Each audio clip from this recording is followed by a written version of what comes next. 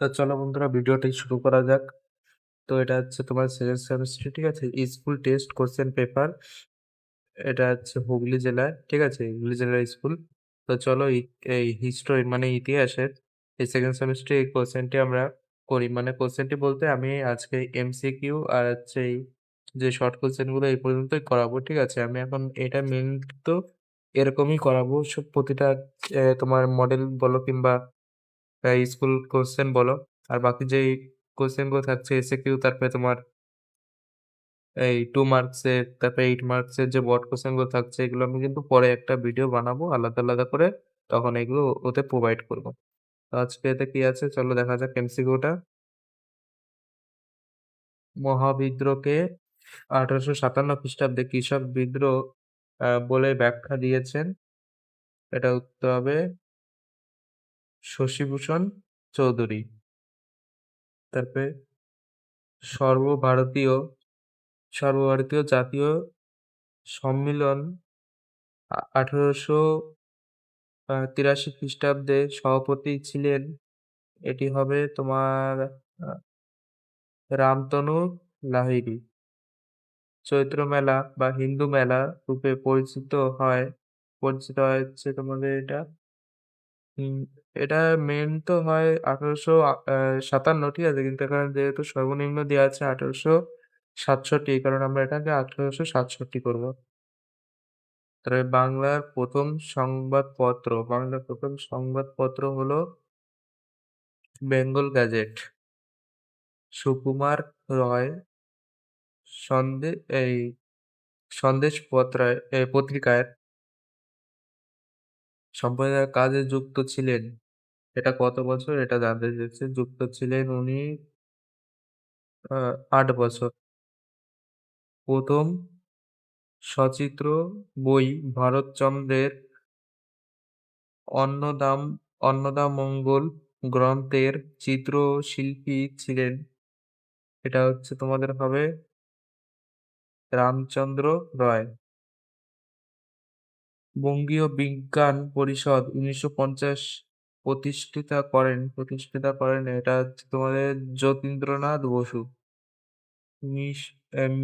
মিরাট ষড়যন্ত্র মামলায় 1929 খ্রিস্টাব্দে অভিযুক্ত ছিলেন অভিযুক্ত ছিলেন ধীরেন গোস্বামী। তারপর কি বলেছে? গিরনি কামাগার ইউনিয়ন গঠিত হয়েছিল তোমাদের বোম্বাইতে।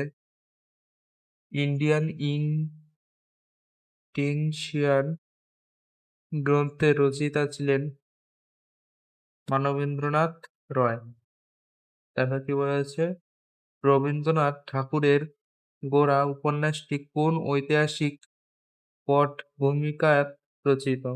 এটি হবে তোমাদের বঙ্গীয় এই বঙ্গভঙ্গ বিরোধী আন্দোলনের পটভূমি। বেঙ্গল টেকনিক্যাল ইন্টার প্রথম অধ্যক্ষ কে ছিলেন? প্রেমথনাথ বসু। তো পরের ঠিক বলে আমরা এখন করব। এখানে হচ্ছে ভারত সভার প্রথম অধিবেশন অনুষ্ঠিত হয় কলকাতায়। এটা সঠিক হবে। তারপরে হচ্ছে কি বলেছে?